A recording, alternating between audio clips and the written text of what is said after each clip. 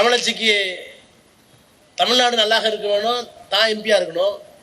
அன்பில் மகேஷ் பொய்யாமொழிக்கு தமிழ்நாடு நல்லா இருக்கணும், தமிழ் மொழி நல்லா இருக்கணும், திமுக ஆட்சிக்கு வரணும், அதனால முதலமைச்சர் நல்லா இருக்கணும், அடுத்த கேபினெட்லயும் அவர் இருக்கணும்.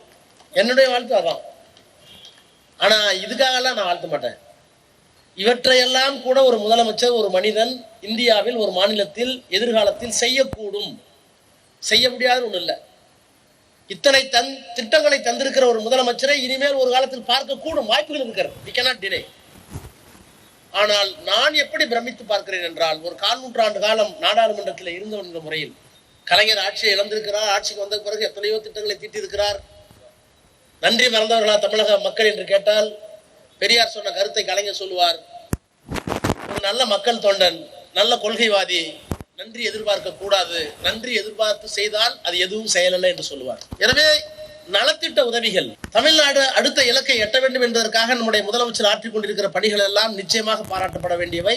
அவைகளுக்காக அவர் வாழ வேண்டும்.